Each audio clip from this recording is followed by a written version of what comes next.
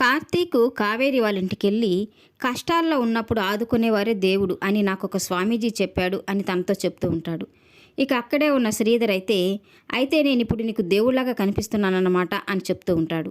ఇక కార్తీక్ అయితే పక్కవాళ్ళు చేసిన సాయాన్ని తాను చేసినట్టుగా చెప్పుకునేవాడు దరిద్రుడు అని చెప్తూ ఉంటాడు. ఇక ఆ మాటతో ఒక్కసారిగా శ్రీధర్ అయితే షాక్ అయిపోతూ ఉంటాడు. ఇక కార్తీక్ అయితే కావేరితో, మా అమ్మకు అన్యాయం జరిగిందని నేను కూడా మిమ్మల్ని ద్వేషించాను. ఎప్పుడు ఆప్యాయంగా మాట్లాడింది లేదు, ప్రేమగా పలకరించింది లేదు. అయినా సరే నా రక్తబంధాలకు అర్థం కాని బాధని మీరు అర్థం చేసుకున్నారు. నా కూతురు ప్రాణాలు కాపాడరు. దానికి మీకు నేను జీవితాంతం రుణపడి ఉంటాను అని చెప్తూ ఉంటే ఇక కావేరి అయితే చాలా సంతోషపడిపోతూ, దీప నా కూతురు, శౌర్య నా మనవరాలు, అందుకే ఆపరేషన్కి డబ్బులు ఇచ్చాను అని చెప్తూ ఉంటుంది. ఇక కార్తీక్ అయితే మీరిచ్చిన ఆ 41 లక్షల్ని నేను అప్పుగా తీసుకుంటున్నట్టుగా ఈ స్టాంపు పేపర్ల మీద సంతకం పెట్టి తీసుకొచ్చాను, తీసుకోండి అని కావేరి చేతిలో పెడుతూ ఉంటాడు. ఇక కావేరి అయితే కంగారు పడిపోతూ, అవసరం లేదు కార్తీక్, నేను శౌర్యని మనవరాలు అనుకున్నాను, నువ్వు డబ్బులు తిరిగి ఇవ్వాలని నేను అనుకోలేదు, ఈ పేపర్లు ఏమి వద్దు అని అది తిరిగి కార్తీక్ చేతిలో పెట్టేస్తూ ఉంటుంది.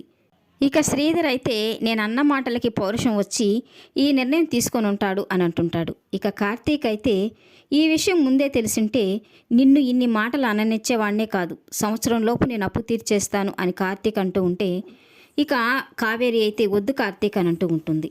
మా అమ్మ మీద ఏమాత్రం గౌరవం ఉన్నా ఇవి తీసుకోండి, రుణం తీర్చుకునే అవకాశం నాకు ఇవ్వండి, మీ గొప్ప మనసు నాకు అర్థమైనా రుణం తీర్చుకోకుండా నేను ప్రశాంతంగా ఉండలేను అని చెప్పి కార్తీకు ఆ పేపర్స్ని కావేరి చేతులు పెడుతూ ఉంటాడు.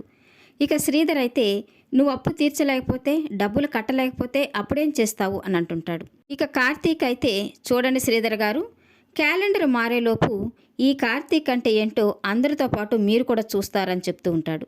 ఇక కావేరితో రుణం తీర్చుకునే అవకాశం నాకు ఇచ్చినందుకు చాలా థ్యాంక్స్ అని చెప్పి అక్కడి నుంచి వెళ్ళిపోతూ ఉంటాడు.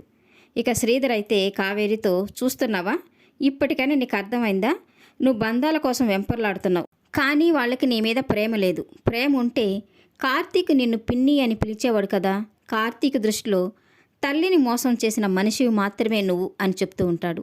ఇక ఇంతలో కార్తీక్ తిరిగి మళ్ళీ ఇంట్లోకి రావడంతో శ్రీధర్ అయితే ఒక్కసారిగా షాక్ అయిపోతూ ఉంటాడు. ఇక ఇంట్లోకి వచ్చిన కార్తీక్ అయితే నేను ఒక విషయం చెప్పడం మర్చిపోయాను, నా కూతురు చిన్న నానమ్మ మన ఇంటికి వస్తుందా అని అడిగింది, దానికి సమాధానం చెప్పడం మర్చిపోయాను, నువ్వు ఎప్పుడైనా మా ఇంటికి రావచ్చు చిన్నమ్మ అని కావేరితో కార్తీక్ చెప్తూ ఉంటే ఇక కార్తీక్ తనని చిన్నమ్మ అని పిలవడంతో కావేరి చాలా సంతోషంతో పొంగిపోతూ ఉంటుంది.